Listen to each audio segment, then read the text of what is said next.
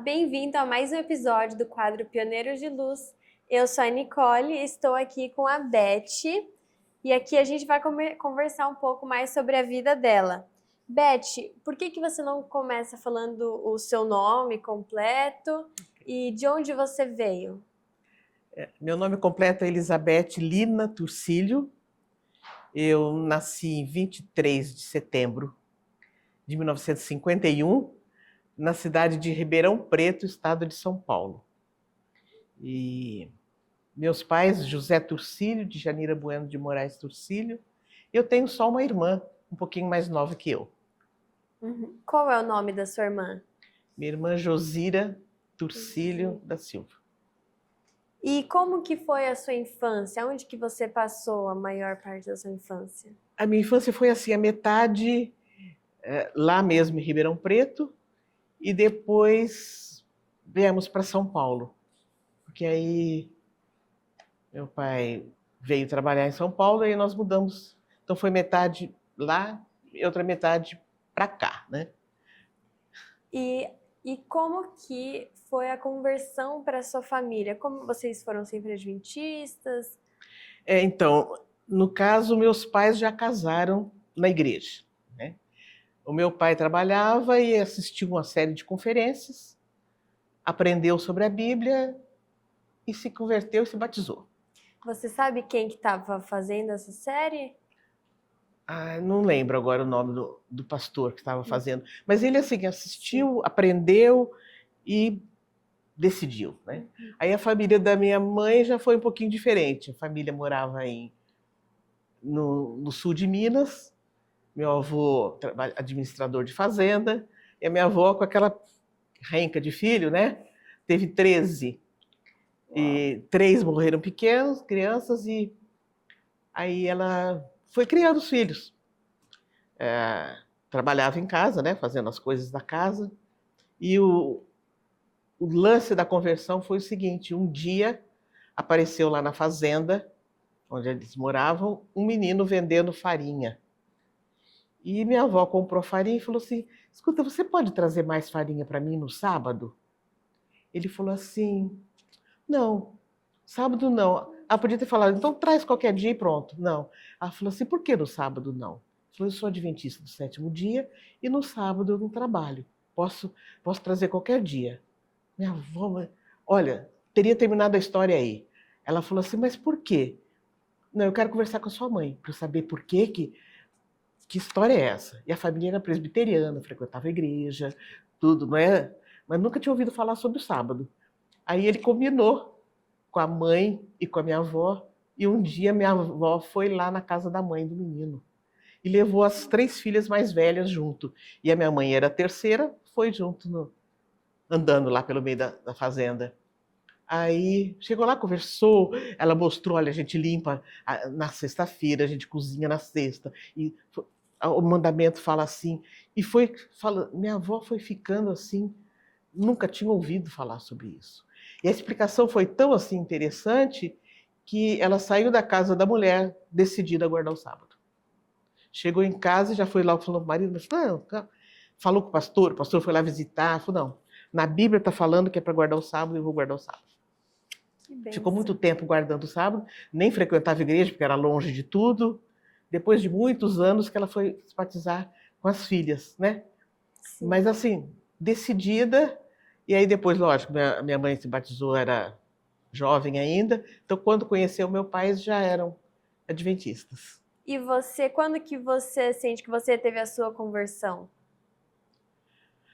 É mais assim difícil, porque a conversão, você é criado na igreja, conversa, participa, né? E minha irmã e eu, desde pequena, estudamos piano. Então a gente acostumou assim, ensaiar, tocar, cantar. Aí parece que foi mais na hora, quando estava ficando adolescente, que veio o apelo para o batismo, né? Uhum. Aí, não, vamos batizar, porque nós já estamos aqui, é isso mesmo que a gente quer, e vamos em frente, né? Sim. E quantos anos você tinha, então, quando você se batizou? Então, aí nós fomos para São Paulo. Meu pai foi ser comportor. lá em Ribeirão Preto, comportou, depois foi chamado para ser assistente de comportagem em São Paulo. Era uma associação para o estado inteiro de São Paulo, imagina. Aí a gente teve que mudar.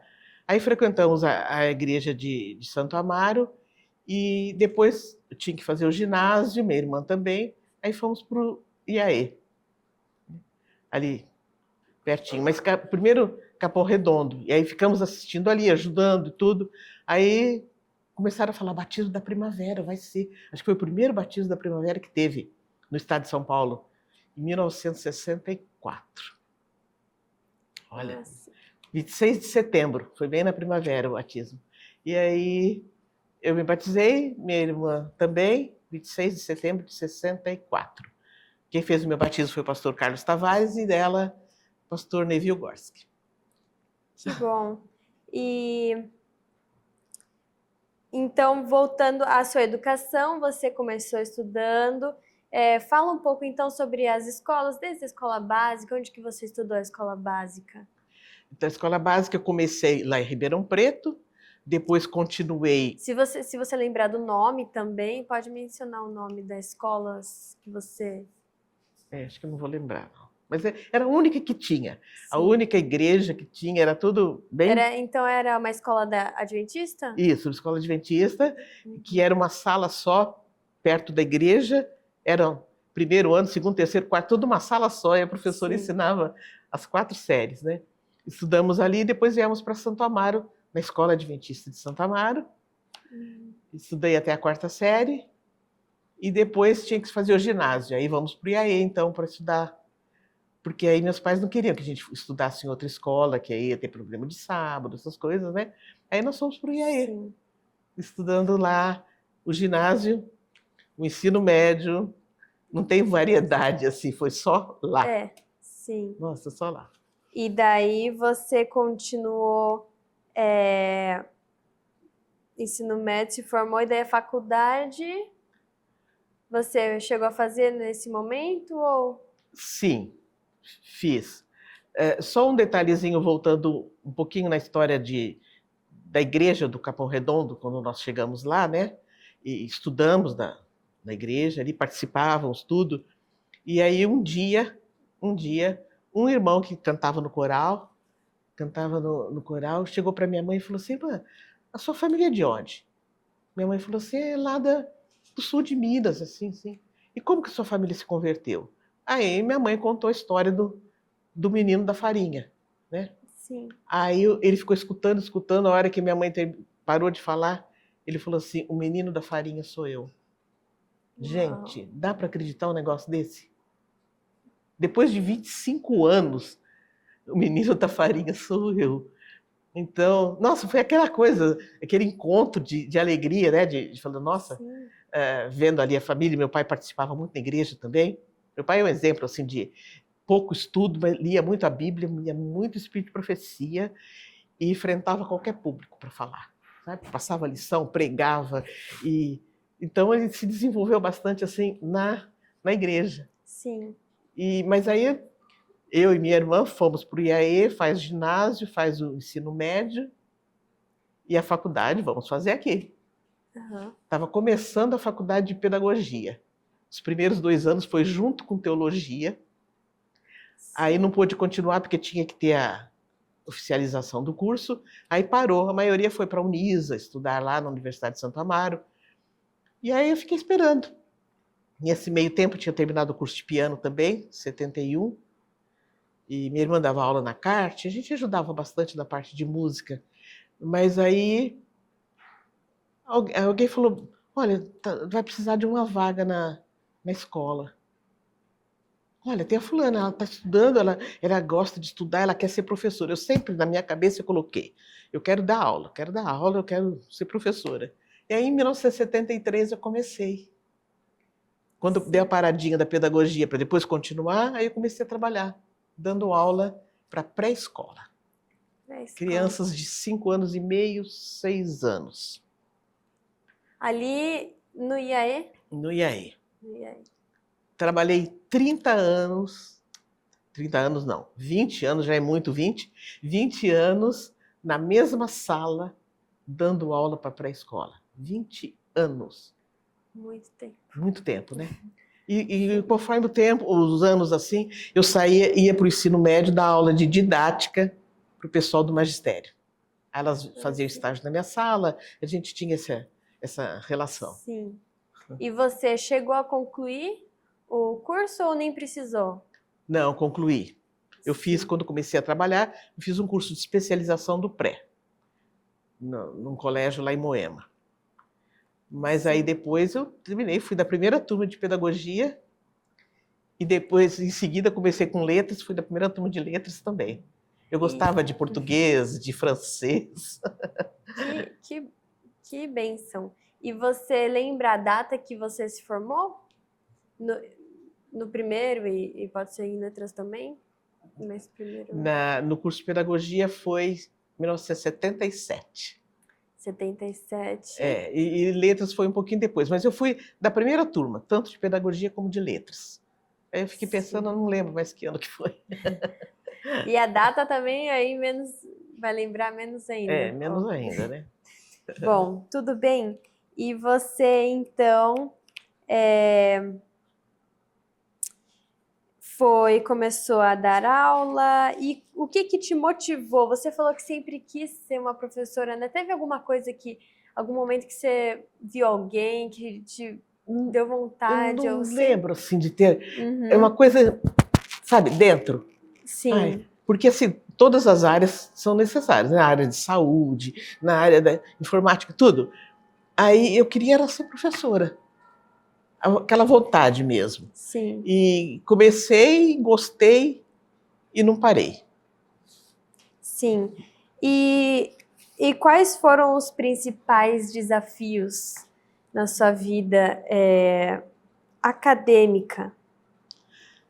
Você mencionou aí, né, que deu uma pausa. Você chegou a desmotivar, a continuar o curso, ou você sempre quis continuar? Eu sempre quis continuar. Mas assim, depois de 20 anos na pré-escola, no dia da formatura, o diretor chamou um aluno da primeira turma para fazer uma homenagem para mim. Eu falei, nossa, que legal. Aí quando chegou na segunda-feira, ele me chama na diretoria. Eu falei, mas o que eu aprontei para parar na diretoria, na sala do diretor? Ele falou, não, Beth, o ano que vem você vai assumir a coordenação pedagógica. Eu falei, não quero não, me deixa no pré. Ele falou, não, vai. Aí, a partir do ano seguinte, que foi em 1993, aí eu trabalhei como coordenadora pedagógica de pré a quarta. Aí eu era coordenadora das minhas colegas, sabe? É uma situação assim diferente, né? Mas foi tudo muito bom, a gente fazia muitos programas, participava bastante, sabe? Sim. Foi bem legal. Trabalhei 6 anos na coordenação. Aí a escola estava crescendo bastante, juntou com a escola modelo. Aí eu falei, tá, e agora para onde eu vou? Já me chamaram para a Secretaria do Ensino Superior. Foi lá em São Paulo que eu comecei a trabalhar na Secretaria do Ensino Superior. Aí trabalhei lá, já com planos de vir para cá. Sim. E você concluiu então esses cursos, você chegou a fazer algum curso a mais, alguma posterior? Eu tentei começar assim, uma pós-graduação, uma coisa assim, mas depois eu estava tão envolvida nas atividades do trabalho que eu acabei deixando.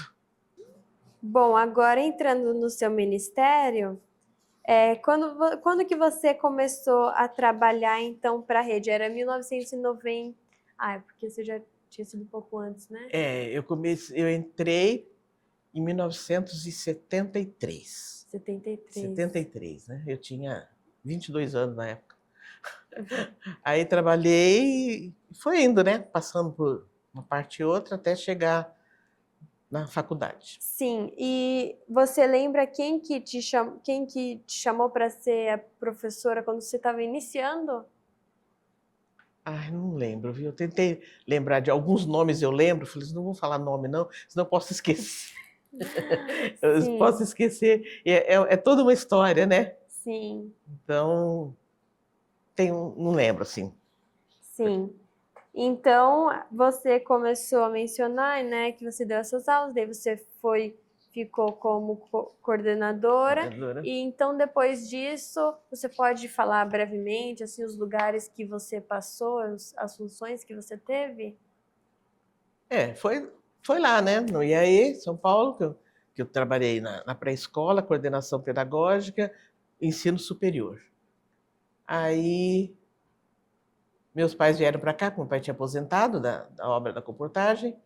Eles vieram para Engenheiro Coelho? Para Arthur Nogueira. Arthur Nogueira. Imaginando que eu vinha para cá, para engenheiro, né? Mas aí esperei 14 anos. Depois, quando eu cheguei aqui, eu entendi por que não foi antes, né? Não tinha asfalto, não tinha ônibus, eu ia ter que passar a semana toda aqui e voltar para Arthur Nogueira de carona na sexta-feira. Então, não ia resolver o apoio que eu precisava dar para os meus pais de idade. Sabe? Meus pais de idade precisavam de apoio, aí eu tive que esperar o tempo, né? No tempo certo, eu vim para cá. E aí, aqui, eu trabalhei na escola básica 3 anos, na secretaria, e depois vim para a Secretaria de Ensino Superior. E que ano que você veio para cá, você lembra? Eu vim para cá em 2004. 2004. Então, você veio direto do NASP, lá IAE, para cá. Isso. Minha trajetória foi São Paulo e Engenheiro Coelho. Sim, então você continuou aqui até se aposentar. Isso.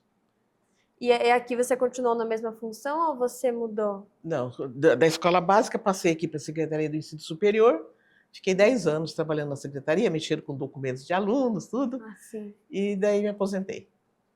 Sim. E você tinha quantos anos quando você se aposentou? Quantos anos eu tinha? Quantos anos de obra? Quantos anos de obra? De obra, então.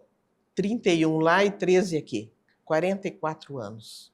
44 anos de obra. É. Sim. Você tem algum testemunho marcante que você sentiu Deus, a mão de Deus ali naquela hora? A gente tem, no tempo que eu trabalhava, que eu dava aula, a gente tinha muito o hábito de visitar as famílias dos alunos. A gente combinava, ia visitar as famílias, e fazia esse vínculo de amizade, assim. Mas é muito interessante, assim. Hoje, aonde eu vou, se eu vejo um homem me encarando, uma mulher me encarando, pode saber que foi aluno. Às vezes, uma igreja que eu nunca pisei. Fala, quem será que está me olhando, está me olhando? Professora, não me conhece, né? Então, é gostoso a gente ter esse relacionamento, né? Esse vínculo de amizade.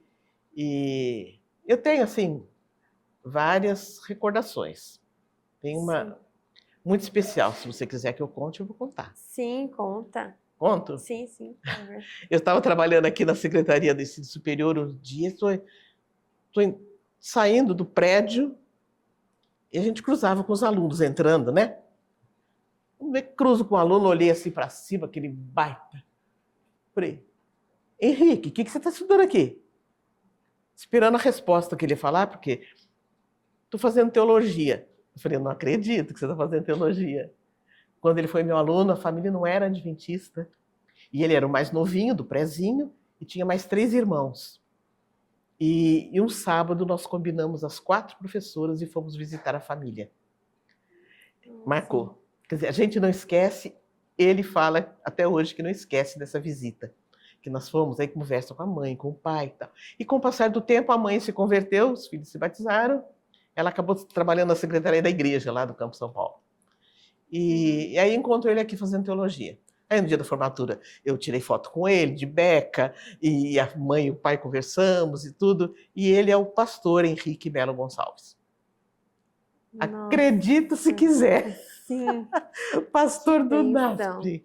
Olha que coisa, não? Sim. Então é uma coisa assim, que você fala assim, puxa, como Deus encaminha as coisas, né?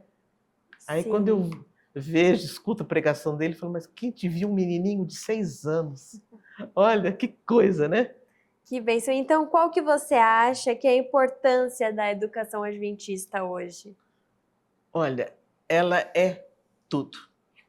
Eu até tinha escrito aqui, quando eu descrevi a história dele, eu coloquei aqui assim: quando vidas são transformadas através da obra educacional, a instituição cumpriu seu papel. Louvado seja Deus. Então eu tenho assim a gratidão por todos, pelos diretores, por colegas e pelos alunos. E eu sei que a gente vai ter uma recompensa quando Jesus voltar. Sim. Qual que você acha que é o maior desafio atual para a formação de jovens adventistas? Olha, hoje eu estava falando para a Leila, eu até voltaria a dar aula se fosse aquele tempo, né? Hoje é diferente. Tem muitas atrações, tem muitas coisas que atraem, né, as crianças, os adolescentes, os jovens. Então, eu acho que seria bem... Eu não me vejo de novo numa sala de aula agora. Sim, não é fácil. Eu me acho incapaz. Deus capacita. Deus capacita. Nossa. E a sua aposentadoria? Como que ela foi? Você ainda continua fazendo alguma coisa ou já está mais tranquila? Não, em 2017 eu parei. Parei mesmo. Não, agora eu vou deixar os mais novos participarem, né? 17 foi o ano que você se aposentou. 2017, Então eu já estou fazendo 8 anos. Sim. Passa o tempo, né? Muito rápido. Passa o tempo. Então eu estou descansando agora. Eu queria que você compartilhasse com a gente o seu verso preferido, se você tiver, e o porquê. Meu verso preferido é Romanos 12, 2. Não vos conformeis com este mundo, mas transformai-vos pela renovação do vosso entendimento, para que experimenteis qual seja a boa, agradável e perfeita vontade de Deus. Não se conformar com as coisas, né, que estão desvirtuando, que estão levando para outros caminhos, né? Sim. Então, meu verso é esse: não vos conformeis com este mundo. Então, eu queria pedir, então, já indo ao final, se você tem alguma palavra para as pessoas que vão ouvir esse testemunho depois, essa história. Uhum. O que eu tenho assim a dizer é o que eu falei uma vez, teve uma semana do curso de pedagogia, e a professora Luciene me chamou, dramatizou a história do Henrique, e depois me chamou lá na frente, os alunos ficaram assim, a professora, acharam que era uma história inventada, e não era, né? Aí ela falou assim, dá uma mensagem para os alunos. Eu falei, olha, o que eu tenho a dizer para vocês, não importa aonde, como, quem, faça o seu melhor. Se dedique, faça o seu melhor, dê tudo que você pode. Deus completa o que falta e você vai se realizar. Então, assim, eu sempre procurei fazer o meu melhor. Os alunos, cada um é de um jeito, vem de uma família, e a gente tem que... né? Às vezes a mãe vinha, professora, ai, meu filho não sabe nada. Eu falei, por quê? Ele está vindo de casa. Eu falei, não tem problema. Eu, às vezes, preferia receber o aluno que vinha de casa do que vinha de outra escola, já com hábitos, né, diferentes. Mas, assim, eu falo, faça o seu melhor. Não leve as coisas assim de qualquer jeito. Se dedique, prepare, porque Deus completa aquilo que falta. Né? Até aqui, trabalhando na secretaria, eu ajudei um aluno que quis fazer um mestrado na Andrews. Sabe, quando você vê, era da área de música, que é uma parte que eu sempre trabalhei também, gostei, ajudei. Ele ajudou o nosso coral em Arthur, e depois falou, vamos lá, acabei conhecendo a Andrews na formatura dele. Fui lá para assistir a formatura. Então, uma coisa assim que você está ajudando alguém, né? Você não sabe como, mas a hora que eu penso um pouquinho, eu falei, mas não é possível, como que eu consegui pagar esse curso em dólar? Mas Deus abençoa a gente, sabe? Vai dando... Em 8 meses eu perdi meu pai e minha mãe, sabe?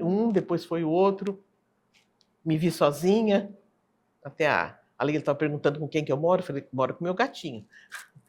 Mas Deus ajuda a gente, Deus ilumina, Ele encaminha as coisas, se a gente faz o que é da vontade dele, né?